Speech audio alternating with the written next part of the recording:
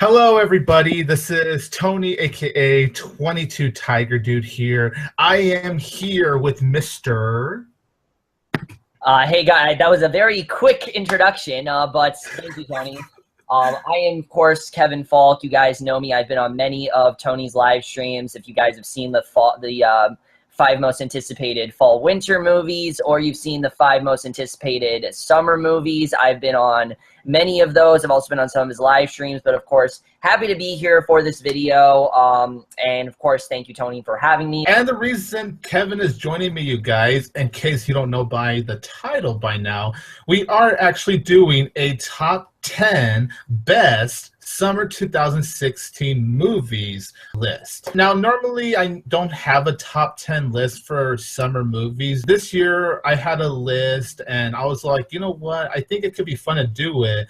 And what better than to do a list with another person that watches quite a bit of movies like I do, Kevin Falk. You know, this is just our opinion. So if there's a certain movie you love from the summer or just enjoyed from the summer that didn't make it in our list, we just want to apologize. But just remember, it's a matter of our own perspective, our own taste, and the movies that just really stuck with us this summer. Also, we should make one thing clear that a lot of you are going to be like, oh, that movie you gave an A-, but you gave that a B+. Grades in this case don't really matter. It's more of like what entertained us. I think it's more just based on what we liked more and what has that more of, I think it's more of rewatchability and less of quality. Yes, I might have given a movie a B+, but that does not mean that it's, you know, it's not as entertaining as it is. Like maybe a movie I gave an A- to, I give another movie B+, the A- is a lower. But that just means that I think the B+ just has better rewatchability. All right, you guys, so enough chitter chatter. Let's go ahead and get into the list. All right, so now we're going to go into my number 10. All right, so my number 10 is actually a movie I gave 3 out of 4 stars to, and there's actually a good amount of movies I gave 3 out of 4 stars to this summer, but unfortunately, I only had to pick one. I could have gone with Ghostbusters, I could have gone with Lights Out, I could have gone with Star Trek Beyond. I decided to pick for my number 10 spot is the R-rated Raunch Fest Sausage Party. I think out of... Wasn't even in the movie. And so was I Can Be Anything you want me to be. Yeah, Sausage Party, I think out of all the movies I've given 3 out of 4 stars to, this might be the movie I had the most fun with. I mean, it's very rare that you get an R-rated animated film. So it was actually very cool to see an animated film that just that pushes the raunchy humor, and it also has its religious themes. Like, it doesn't care if it offends anyone, but the thing is that it actually makes a very thought-provoking social commentary on your own different beliefs. And the animation, it's really great. Yes, it's not the most detailed animation in the world, but it was still really good animation. It was still very colorful, and the movie, for the majority, it really made me laugh very hard, and you could tell the cast was having a lot of fun. Not to mention that it has one of the best songs of the year with The Great Beyond. That's just such a great song. And the ending, holy fucking shit, that ending was, it was something else. I'll say that. It was something else. I have a lot of stuff to say about that too. We'll get into that. Yeah, so that's going to be my number 10, Sausage Party. All right, so my number 10, like yours, is an anime movie. Very different anime movie, but it is an anime movie. And that is a movie that I don't think a ton of people saw, and I'm kind of surprised about. But that is the Netflix film, or the French film, whatever you want to categorize it, The Little Prince. This was a movie that I was definitely really looking forward to. I remember that it was supposed to come out in March. They took it out of theaters, mainly because I just don't think it would have made a ton of money, because the movie's way different than you're thinking. I mean, like I've said before in my review, if you guys have seen it, it's not a comedy. It's not. There's barely any humor in this movie, and it's definitely more of a drama, and I think it definitely should be credited for that. I love the first 2 acts of this movie. It has this great message of just staying a child and keeping that imagination and not letting that fade away when you get to be an adult. I think that's a fantastic message about that, and how you know, you need to try to be creative and fun and different, and don't try to just follow the crowd. I think there's a great message with that. The only reason it's at number 10 and not a little bit higher, because I think you guys would be surprised it's not higher, is because that third act. The third act of this movie is one of the most disappointing third acts I've seen so far this year. I really was a little bit let down, but if you guys haven't seen it, it goes in this really bizarre direction that I just think they added to create drama, and it just really didn't work for me. The very ending of the movie is perfect. I think it's one of the most perfect endings of the year, but because of how great the first two acts are, because of how great Jeff Bridges is, and especially Mackenzie Foy, who I really think was the best performance in this movie, she really shined, especially when you see her in things like Eclipse, not Eclipse, I mean Breaking Dawn Part 2, where I think she's been good since then. I think she's really shined here. She really gave a great performance. And hopefully, I don't know if this movie is going to get Oscars. I think it wants to, but we'll have to see if it is. But you guys haven't seen it. Number 10, The Little Prince. Highly recommend it. Just know that it's not your typical family animated fun comedy. All right, so my number 9 is going to be Pop Star. Never stop, never stop. Pop Star really surprised me.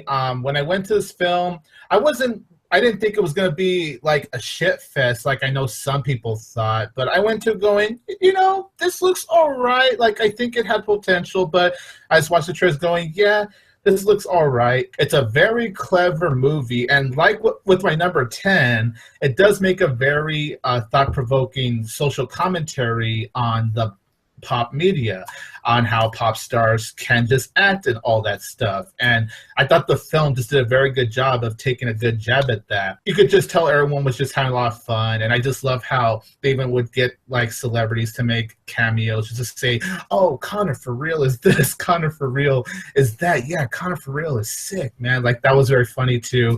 There's a lot of funny moments that happen in Pop Stars, so not only is it a very funny movie, but it does make great social commentary on the pop media. It's a lot of fun, and the songs that are in this film, you can just dance around to them, you can just sing along to them. Yeah, I had a blast with Pop Star, so I'm going to say that's my number 9 of this Sunday. Mm-hmm. All right, so my number 9 is probably potentially the most controversial film in this list, because many people hate this film. Many people said that this movie is very disappointing. For me, though, I actually really did love this movie, and that is X-Men Apocalypse. This is a movie that I've said from the beginning that I had many hopes with. I think that a lot of people were expecting something more from it. And was it as good as Days of Future Past? No, but it still was a really good movie. I think the way that they developed a lot of the characters, especially what they did between, Cyclops and especially Jean Grey, Sophie Turner, who I think gave an incredible performance. Ty Sheridan, Evan Peters, of course, was great. I think the cast here was enough to make this movie, which really was a very character-driven type film, and I really did love that. Was Apocalypse as good as he could have been? No, but the final fight alone was enough for reason. All this movie was a very entertaining film. It was a great blockbuster with a very not surprising cameo, but still a very well done cameo that I think they did a lot with, and I think set up the next movie very well. Not going to spoil if you guys haven't seen the trailers or the movie, but if you've seen the third trailer, then I think you're good. But X-Men Apocalypse, overall, very fun, and I can't wait to see further entries into this series, because I've really been loving what Bryan Singer has done with it. I think since Days of Future Past, they've really been on a roll, and for me, this movie was just as consistent. Not as consistent Days of Future Past, but I think just up there with X-Men First Class, for me at least. So, my number 8 is a film that I really enjoy more than most people. It's not really talked about a whole lot. However, if you guys have seen my movie review for the certain movie, it shouldn't surprise you that I'm going to have in this list. My number 8 is actually going to be Money Monster. Money Monster, this is actually one of the rare films I went in blind. And when I say blind, I mean completely blind. The only thing I knew about the film was that Jodie Foster directed it, and that it had George Clooney, Julia Roberts, and Jack O'Connell from Unbroken. And that was basically it. I didn't see a single trailer, and I have to say I came out of this film like really, really surprised by it, and the turns that the film would take. Like, it's a very simple movie, but it's a simple movie that I can just have a lot of fun with. And I thought it actually had a very clever script, and not only just a clever script, but I actually thought it was funny, surprisingly. I actually was surprised how much humor was actually added and Money Monster. George Clooney, you know, to no surprise, he's great in this film. It's nice to see that George Clooney is a little bit more loose than what we're normally used to seeing him do. And Julia Roberts, she's great, and Jack O'Connell, he was really great in this film. And honestly, it's just really fun. I really do think it's a great movie overall. Definitely one of my personal favorite movies of the summer. So that would be my number 8. Number 8. Here's where we get a debacle. People are gonna say, "Oh, you gave these two movies an A+ and A-, but you gave Sausage Party in B+." That doesn't mean it's not one of the most entertaining films of the summer. And for me, I think by far one of the most confident films I've seen in a very long time, because damn did this movie go for it. I mean, I remember when I saw that trailer, that first trailer was hysterical. I've talked about it so many times. I've said before that that is a trailer where I remember in school people were talking about it. I mean, it was a hilarious trailer. It really was. And I was really worried that they were going to show a lot of the jokes in the trailer, and thank God they didn't, because damn was this movie entertaining. I mean, just from the cast in general, I think everyone really did a great job here. Everyone really did give incredible performances. My favorite being from Bill Hader, who I think was completely unrecognizable. Paul Rudd, I know you says unrecognizable as well. And I'm one of the few people that actually really appreciate Nick Kroll. I thought he was actually a lot of fun to watch. I thought, yeah, he was a douchebag, but his name, I mean, when you have someone named Douche, what do you expect? He's going to be an asshole, you know. It's just, I expected everything I got from him. I thought he was a lot of fun. And the movie in general is just really entertaining. I have to say, I really couldn't take my eyes off the screen. Even in that scene, of course, towards the end, that scene was pretty crazy. They definitely did take a lot of risks, but honestly, props to them for going that far, because a lot of movies I feel would hold back, because we live in a very PC world, you know. Everything has to be so PC nowadays, and oh, you can't say that or you can't do that, but this movie just, it went for it, and I think that's something that they did very well. I'm happy that they went for it. I'm happy that they did get an R rating. I'm surprised it wasn't NC-17. Yeah, I know they removed the pubic hairs, but still, I can't believe it wasn't. The song is, again, one of the best things about this movie. You guys know how much I love music, and that in general, the fact they made fun of Disney movies, but also the fact they got Alan Menken to do that song is just incredible the way they did that. I think Seth Rogen just really knocked it out of the park with this movie. I always love his original ideas. I think his ideas are better than, say, like a Neighbors. I think these are really where his strong suit is. Like something like This is the End or Sausage Party, like you said, was very well executed. But overall, Sausage Party was just by far one of the most fun times I've had this year. Loved watching it. And the second I was done with it, I said, I can't wait to see it again. And that is absolutely why it is on this list. My number 7 is going to be War Dogs. War Dogs was really entertaining in my opinion, and I think it's because of, one, Todd Phillips' direction. Like, this is definitely his most serious work compared to other work where it's more comedic. And yes, his other films have had serious moments, but I think this is the one where he really digs deep into his more serious moments. And I think this is actually personally Todd Phillips' best film. Yes, I like The Hangover. I thought The Hangover was good, but it's all like how Todd Phillips approached this film was honestly very clever. He just has this style that just makes the film so interesting. The interactions between Jonah Hill and Miles Teller was just plain awesome. Yes, while this film does have its funny moments, I wouldn't really categorize it as a full-on comedy. I know, you know, sites like IMDb and others categorize it as a comedy, but I wouldn't really say that. It's more of a drama than it is a full-on comedy, especially as the movie just continues to progress. And of course, Bradley Cooper, for the scenes he is on screen, he was really good in this film as well. And not to mention that this might be Todd Phillips' best looking film, because the cinematography in War Dogs, wow, was it just so gorgeous. It was shot so professionally, and there was just a lot of very great views, and how the film just kept building up and building up until it reached to its ending. I thought it created for a very satisfying payoff. So War Dogs, without a doubt, is one of the best movies of the summer, one of the most entertaining films of the year, and that is my number 7. All right, my number 7. Some people may call this one of the most surprising movies of summer. For me, it wasn't, and that's because I knew this movie was going to be good from the second I saw the trailers, and that is Star Trek Beyond. plain and simple. Star Trek and Star Trek Into Darkness were great movies, and I just thought that Star Trek Beyond wouldn't let us down, and luckily it didn't. Now, while I do think this is the weakest of the franchise, I do think it's a very entertaining film. I really did love it overall, and like I said in my review, it's not a big movie. Like, nothing that big or substantial happens in this movie, but it's just another fun adventure, and I think they did a really good job with that. I mean, you had some really great character interaction, especially from Bones, who I think by far this is his best movie yet. I mean, I never really have been too big on that character. Like, I've liked the character, obviously, but I feel like this movie especially, they really did a lot of great stuff between him and Spock. I love how everyone was divided. Everyone really had someone to interact with that they haven't before. Anton Yelchin, it was good to see him one last time. Even though he didn't have a ton to do, it was good to see him one last time. And, of course, the character of Kroll was his name, right?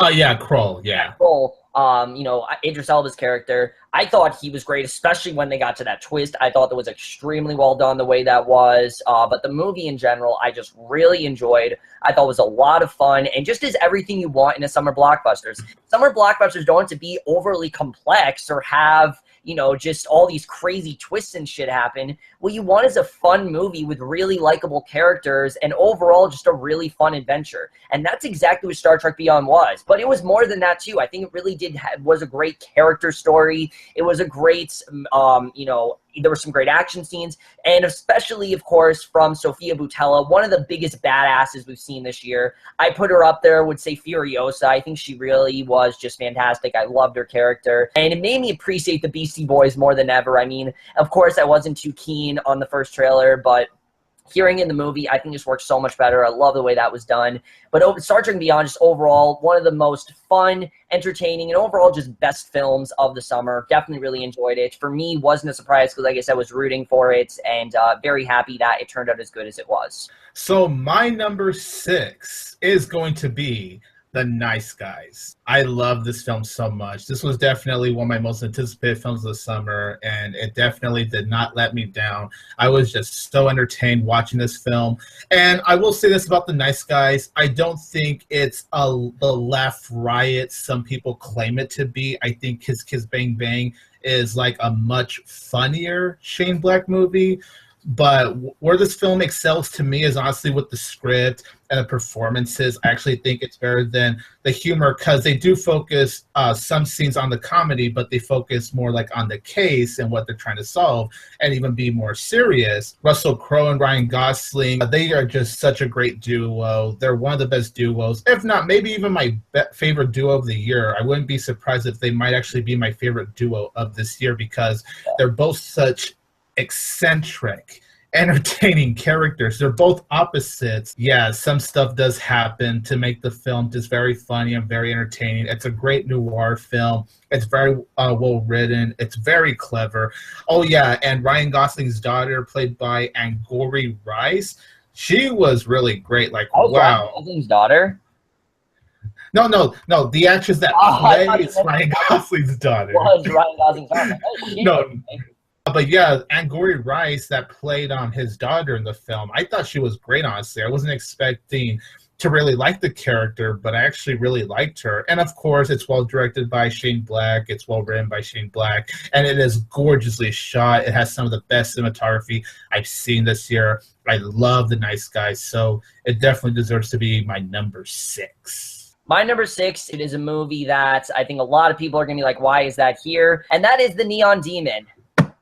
Holy shit, this movie. I mean, this movie's crazy. It really is. It's so weird. It's so different, but it's just so damn good at the same time. And yes, it's weird and eccentric and just really, really out there. And I mean, like, really out there. I've seen pretty much as many weird movies as you can imagine. I've seen like David Lynch movies, David Cronenberg movies. I mean, I've seen so much of that stuff, but this movie is just in a completely different area. But it's also a great film that I think has a great message about beauty and what people will do to get to the top and what's really pure beauty, and is beauty really skin deep? Or is there more to it? Is the outside what's important? Does that really matter what someone's body type looks like? I think there was a message that the movie did portray very well. And I think the performances here were just fantastic. I mean, what these actresses did, I can't believe they actually are going to just admit that they did some of the shit they did in this movie. I mean, especially, I mean, when you talk about crazy, I mean, Elle Fanning was just great, was obviously great in this movie, but Jenna Malone, I mean, I can't believe some of the shit that they actually had her do. I can't believe that it didn't somehow get cut out of this movie. This is a movie that I feel should have received a lot of controversy, and that's why it's really dumb that movies like Sausage Party get all this controversy. Then you have a movie like The Neon Demon, and it doesn't really get any controversy in terms of like banning and things like that. I mean, yeah, of course it got booed at Cannes, but so does everything. I don't know who to recommend it to because honestly, I don't know if I can recommend this movie. It's so weird. It's so weird. I didn't fully understand half of it. I need to watch it a second time, but that is enough a reason for me to put it on this list. It is so stylistically great. The cinematography is amazing, and that alone, like I said, is a reason for me to definitely put it on this list. My number 5 movie was one of my most anticipated movies of not just the summer, but of the entire year. My number 5 is Finding Dory. I really love this film, and it's not as good as the first, but was I really expecting it to? No, I wasn't. I just wanted this to be a wonderful film, and it is. It really is the definition of a wonderful film that stands on its own, to be honest. Like, not a lot of sequels really stand on their own when you really think about it. Now, while yes, this movie does have connections here and there to the original film, but really it stands on its own, and I really appreciate that. There's a whole new adventure. The adventure is smaller than the first film. It's definitely more simpler than the first film, but they somehow made it work, and they added so much depth to Dory. And I already loved Dory. I thought she was great as the supporting character in the first film, but in finding Dory as the main character, there's just so much depth that she actually had, and you sympathize with her. And that's what you want to do for a main character. You want to sympathize for them. And that's definitely what I did for Dory. I really connected with the story. I thought Marlin and Nemo, they really worked as supporting characters. They were very funny, including the new supporting characters like with Hank the Octopus, very funny and entertaining character, the sea lions. That was just freaking hilarious right there. And the movie is very funny. I would say it's just as funny as the original film, to be honest. I love the animation genre, and this movie definitely satisfied me as someone that loves the animated genre, as someone that loves Pixar films, and as someone that loves Finding Nemo very, very much. So that is my number 5, Finding Dory. Kevin. All right, guys, so here we are. We're down to the top 5. All 5 of these movies could honestly end up on my top 10 movies of the year. They honestly could. I really did love all 5 of these movies, and I knew once I made this list, I'm like, okay, I know that's the position they're in, but let's just get into it. My number 5 is probably the most surprising movie on this list, and I'll talk about why, and that is Pop Star Never Stop, Never Stopping. I thought this movie wasn't going to be good. I honestly did. I mean, this hasn't been the greatest year for comedies. We've only really had, I think, a few really good ones, and I thought this is one that just wasn't going to be that great, but I was really hoping it was, and thank God it was, because finally Andy Samberg has made a great comedy. And I have to say, I think the thing that made this movie so great, since Tony talked about it, is the fact that it was the Lonely Island's vision. It was very much just a movie, you know, that they wanted to make, and you know, a movie they made for themselves, and I really did enjoy that. It felt very small, even though you had all those people in it. Most of the people you see in this The Lonely Island have collaborated with before, so I thought that was very well done. And the story in general, while it is very funny, does have a lot to say about washed-up stars and how people do think they can do anything when they're a certain celebrity. You know, Justin Bieber, as we know, has done that. There may have been many other celebrities that have done that, and I think the movie did a really good job with that. Andy Samberg, of course, was just so great in this. I loved his performance. Does it need a sequel? No, I don't want to get another sequel, but I really do want to see another movie with these 3 guys. Tim Meadows was great here. I fucking loved the hell out of this movie. I thought it was so entertaining. The songs were awesome. I mean, I always get the songs in my head. I'm So Humble especially, always get that stuck in my head. And if you love Lonely Island and you love their comedic style, you will definitely love this movie. My number 4 is Kubo and the Two Oh, Strings. we're going to get to mine in a second, but there's something funny about that. Oh, shit, really? That's your number 4 too, Kevin? Yeah. Oh, shit. Wow. Okay, ladies and gentlemen, me and Kevin apparently have the same number 4. Mm-hmm. All right, Kevin. So I guess I'll say my reasons, and then you can say your Yeah. reasons. Then. All right. So our number 4 is Kubo and the Two Strings. All right, so the reason why I love this film personally is because of course, the art form of stop motion animated movies. We tend to get these, like, I believe a good once a year, and it's always refreshing when you could see that kind of art form. But this one I do consider to be Laika's best film. I liked Paranorman. Coraline is, yeah, Coraline, that was, it's very freaky to say the least, but yeah, Coraline is definitely something. Box Rose, yeah, that was but this film was, holy crap, this film just completely blew me away. The characters, the storytelling, the details in the animation, the adventure, it's all executed very well. And it shows that there is still more imagination out there. Like, one of the reasons we love going to the movies is to see someone telling their own imagination up on the big screen, and it literally felt like we were watching someone's imagination. I loved Kubo, I loved Monkey, I loved Beetle, who was my favorite character in the film, all with such amazing voice performances from Charlize Theron, Matthew McConaughey, and Art Parkinson. They were all really great of lending their voices.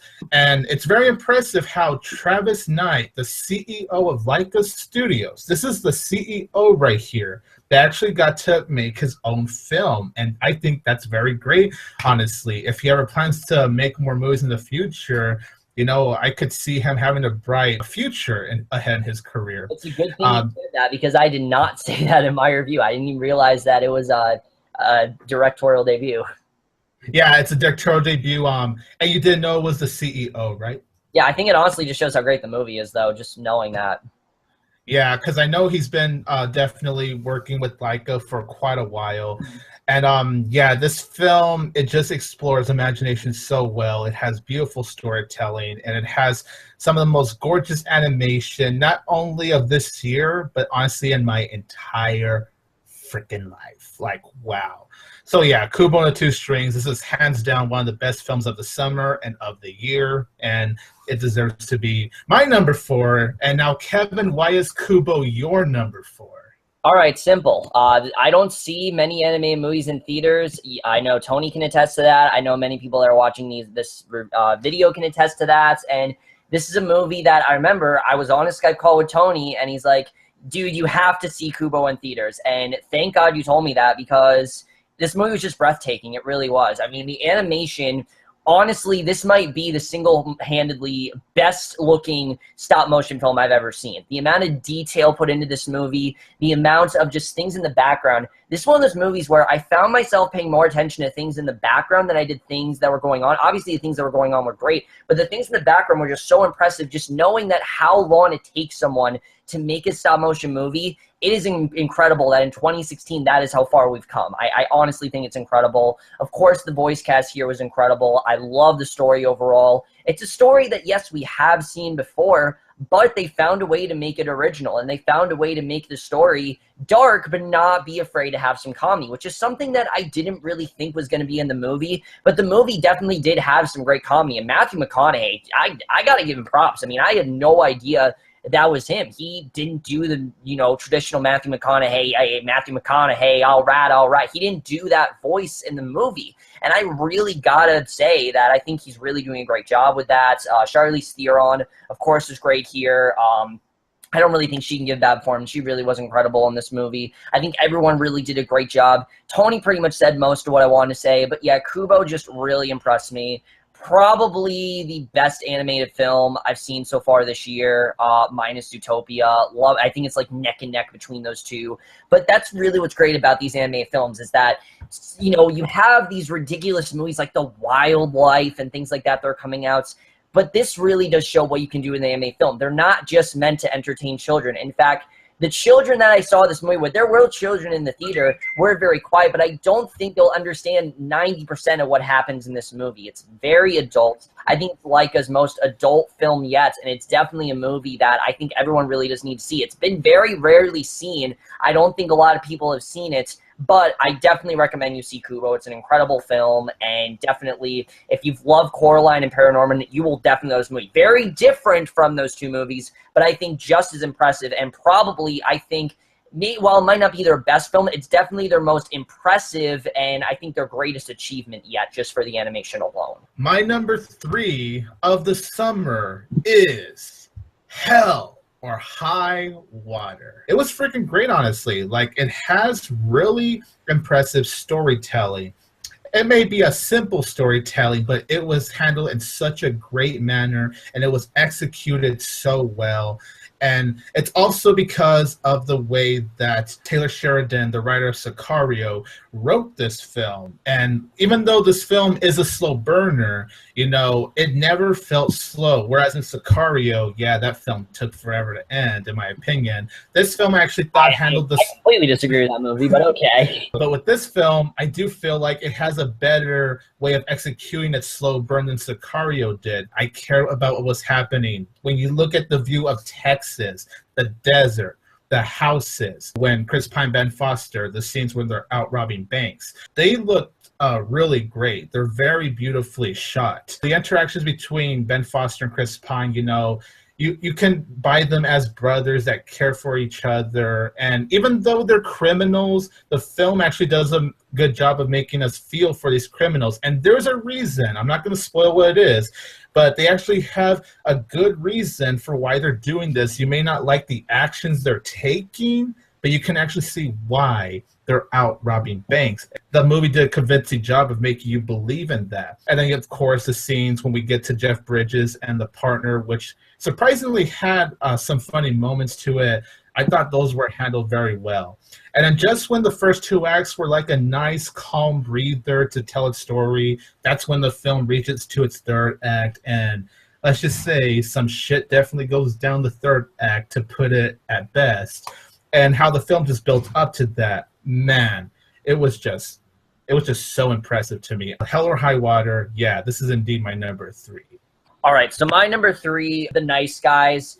This movie, I mean, I think this is one of those movies that from the trailers we knew was going to be great. This movie just looked so original. It was so entertaining, and it really blew me away, I have to say. I mean, this is a movie that I've talked about it. It's a movie that came out this year, but if you told me that this movie was a movie they made in the 70s, I honestly would believe you, because this feels like a 70s movie. It doesn't at all feel like a movie that came out today. There's a scene with a towel that I can't believe they got away with, honestly, because of how PC things are. This movie didn't give a fuck. I think they did that so well. And the other thing I love about this movie, though, is that it did actually take itself seriously. There are some incredible scenes with both Russell Crowe and Ryan Gosling. Ryan Gosling, I thought was great. Russell Crowe was the one I definitely loved the most out of the two. I thought his character was so interesting, especially when you saw what he was going through. They did some great flashbacks with his character. And I also loved the little girl in this movie. I thought, not really little girl, but like preteen girl. I thought that I love that they actually made her like a third part of the team. She wasn't just a stereotypical child actress. I thought she actually did a very good job. You know, you hit the nail on the head when you said that these two, by far, are the best chemistry I've seen of any movie this year. I think they both were just incredible here. I love the performances. It was so funny. This is one of those movies that it has you in stitches at times, but it also has you a little bit upset. I mean, the third act of this movie, it gets really intense, and I was surprised by how serious they actually took the case and the third act of this movie, and I think they handled that really well. I really love that overall. Just a very entertaining film, and one of the best, I think, film noir crime-type films that I've seen in a while, definitely. And mainstream, that is. You know, of course, there's been ones that have been limited, but mainstream-wise, this is one of the most entertaining and different crime thriller, comedies that I have seen in a while. My number 2, I can already hear Adam Haskell screaming from the top of his lungs with pure excitement. You know this is coming, ladies and gentlemen. Swiss Army Man. Yeah! That's Adam. Yep, I can already hear it. I don't know. I already hear it. But I never would have thought. Okay, here's the thing. I never would have thought, I would say I love this film. Because you guys know that I wasn't exactly anticipating Swiss Army Man. And two, I would have never thought this would end up in, let alone in my top 5 section, best movies of the summer. But wow, not only do I love this film, but this actually might be the most surprising movie of the year. Is it a weird as fuck movie? Oh, hell fucking yes, this is weird. And honestly, the first 10 minutes will determine whether you're gonna like this movie, love it, even for that matter, or whether you're just gonna hate this film. So it really depends. It's not a film for everyone, and I can see why some people are gonna say they hate this film. In fact, I know some people that hate it, and I've even told them, yeah, I understand why, because it's not a film for everyone, especially with so many but the farting is only mainly like in the beginning and really the ending and just a little bit of it in the middle. So don't worry. It's not like the fart is throughout the movie, but it's all like it makes sense whenever you do hear the farts. Like, wow, I never thought I would say Paul Dano and a corpse had great chemistry, but they actually did. I can't believe that that's actually coming out of my mouth right now, but it's actually true. They gave very great performances. Daniel Radcliffe giving a very different performance. Like, wow, you saw him in Now You See Me Too earlier this year. You know him as Harry Potter. He's been doing all these weird roles, and Swiss Army Man is really no exception when it comes to him going out there. And I thought Paul Dano was great in this film. It's probably maybe even the best performance I've seen from Paul Dano, to be honest. And that says a lot because, you know, he's given plenty of really good performances. Oh, yeah, Love and Mercy. He was terrific in that if you haven't seen it. Oh, and the cinematography. Oh, my God. This film has some of the best cinematography I've seen in my entire life. I was completely blown away by how this film was shot. Every single frame in Swiss Army Man is shot to perfection. And the soundtrack, of course, like with Montage, it has such a catchy song and it has so much beautiful music playing throughout the movie. And even though it's a weird movie, it's surprisingly very, very deep. And it even got deep to the point where I would even get emotional watching the movie because I was like, damn, I actually can't believe they went that deep with this film. Because the film deals with, you know, Paul Dano. He feels hopeless. He feels like he doesn't have anything to do in his life anymore. And, you know, the corpse, played by Daniel Radcliffe, is like a way for Paul Dano to see that, yeah, maybe he does have some kind of purpose in life. Like, there's a reason he's honestly not even dead by now, because he was attempting suicide. So the film does delve into that, not to mention that there's a lot of things that this film talks about that we can honestly relate to. Like they say, oh, we can't say certain things because people will react this way and they're going to think you're weird and blah, blah, blah. And it's very true, honestly. It's an achievement by the Daniels. It's one of the best directorial debuts I've honestly ever seen. So Swiss Army Man, yeah, it's my number 2. My number 2, this movie was very close to number 1. I think for you, this movie kind of came out of nowhere for me, and that is probably the second most surprising film in this list, and that, of course, is Hell or High Water. This is a movie that I did the movie preview with the random Eric, who, of course, is watching this video, and I didn't really think much of it. I knew it was coming out, and I'm like, this is probably going to be one of those movies that it's going to be very limited. It's going to come on VOD. I'm going to say I watch it. I never do. But no, I saw this movie in theaters, and this movie is definitely going to be in my top 10 this year. I can't see a scenario where this isn't in my top 10. This movie was just incredible. I really did love this movie. It's the perfect balance of surprisingly comedy and thrills as well, and I think they did a really great job with that. And the best way I can sum it up is what I said in my review, is that it's Justified as a movie. If you've seen Justified, you know that that show was very serious, but it never took itself too seriously. It always had those fun moments and banter and things like that. There's a scene with Jeff Bridges and his partner just had me in stitches. There were many scenes actually that had me in stitches, and I absolutely love it. Might be one of the funniest scenes I've seen so far this year.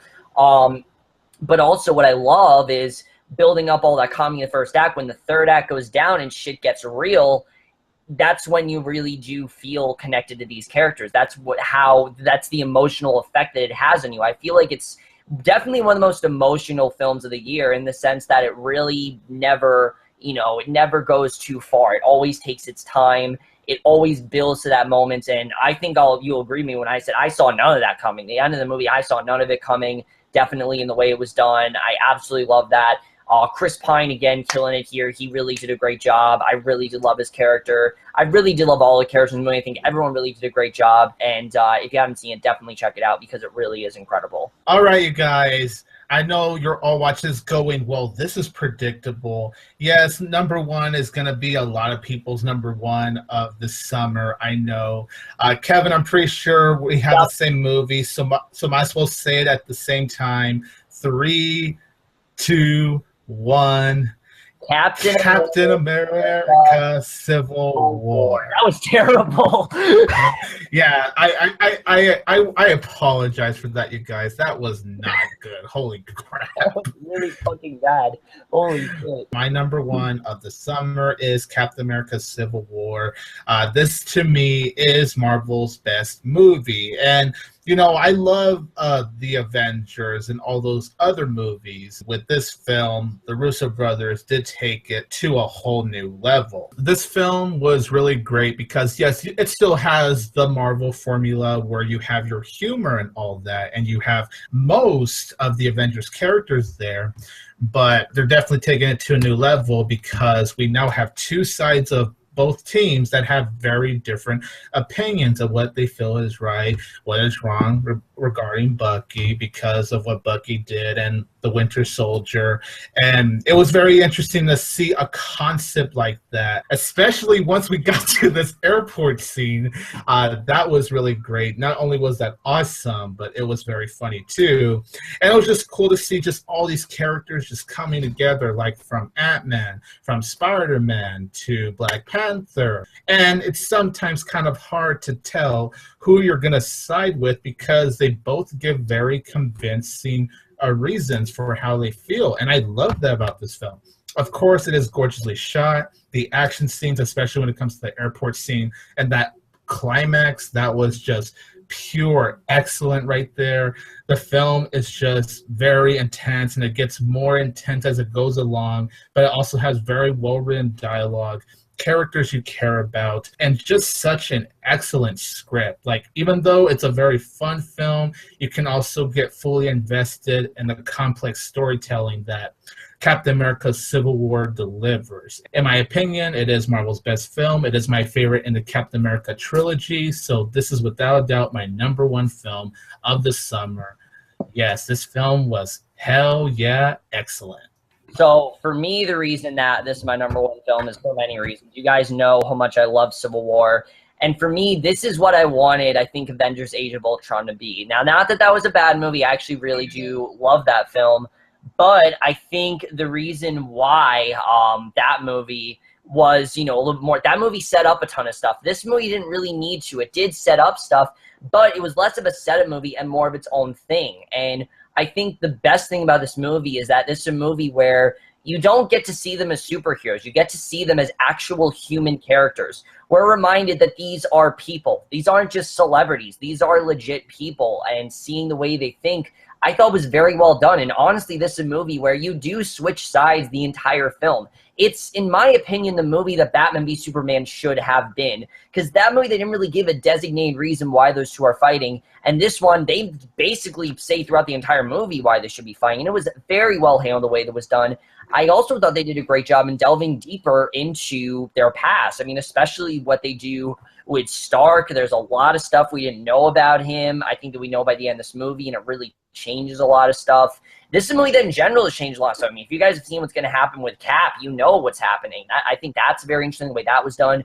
The airport scene, of course, was great. Spider-Man was great, which was something I was worried about. I was worried about Spider-Man and Black Panther, but somehow they just factored them into the movie, and it didn't feel overstuffed. And I don't really know how they did. I think it's because the movie, first of all, I think is Marvel's longest film they've done, but also because of the fact that they really did take their time, and they focused on several characters. You know, they didn't focus on too many characters at a time. They didn't do too many subplots, and I think that was something that was handled very well. And, oh my God, the third act of this movie, hands down the best climax of the year. Hands down. I mean, I was glued to my seat. It's just one of those third acts where really anything could happen. You have no idea what's going to happen there. any outcome could happen. And I think it has one of the best villains, honestly. I know a lot of people don't love the villain in the movie, but for me, this is a guy that's not a villain that just, you know, is twirling his mustache the whole movie. This is a guy that has personal beef with the Avengers for a reason, and we eventually find out what said reason is at the end of the movie. And I think that alone is enough of a reason for me to love this movie. It's by far Marvel's most human film yet. It's by far their most entertaining and different film yet, and in my opinion, their best film yet. And it's going to be a very hard film to live up to. All right, you guys. So I just want to say thank you very much.